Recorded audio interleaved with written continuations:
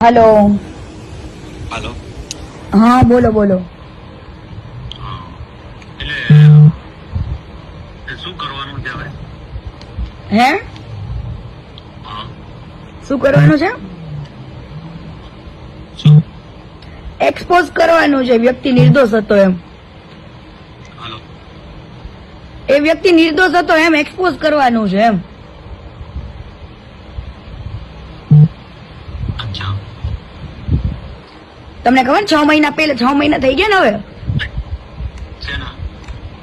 ચુકાદો આવ્યો એના હા તમને ખ્યાલ જ હશે કેસ લડતા હતા નથી ખબર? હમ. એટલે તમને એ સામેવાળા એવું કહે છે કરવાનું?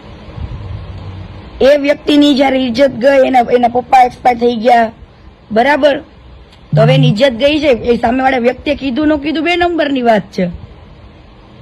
એના પપ્પા ગુજરી ગયા એનું કારણ આ નતું. શું હતું તો?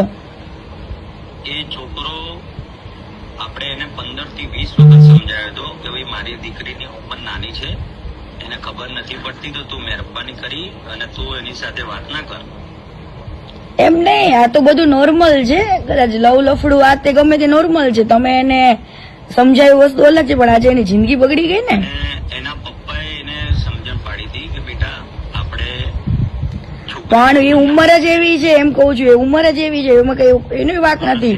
બરાબર, વાક તો બેવું નો કહેવાય. ચલો રિદ્ધિનો વાક કહેવાય ને એનો વાક કહેવાય. હાલો સાંભળો મારી વાત. રીતિની વાત તમે કરો છો, એની ઉંમર હજી પણ એ નાની છે.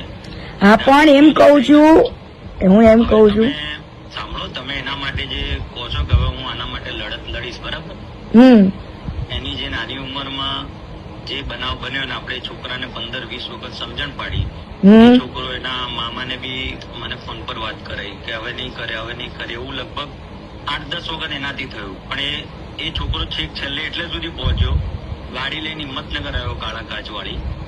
તમને એમ નહીં, તમને ખબર હતી ટ્યુશન માંથી રિદ્ધિ બોલાવતી હતી એમ જબરદસ્તી મળવા માટે? એ વાતની બધી ખબર છે? ના, એને બોલાવ્યો નથી. ના ના ના ના, એ વાત તો ખોટી પડે. રિદ્ધિને તમારે પૂછવાનું. હવે તમારે શું ઈચ્છા છે? શું કરવું છે? લાઈવ કરવું છે? જે વ્યક્તિની ઇજ્જત ગઈ છે બરાબર, નથી તો કઈ કરવાનું. જે વ્યક્તિ નિર્દોષ છે એ માટેનું જાહેર કરવાનું છે કે વાક શું હતો. વાક તો બંનેનો હતો.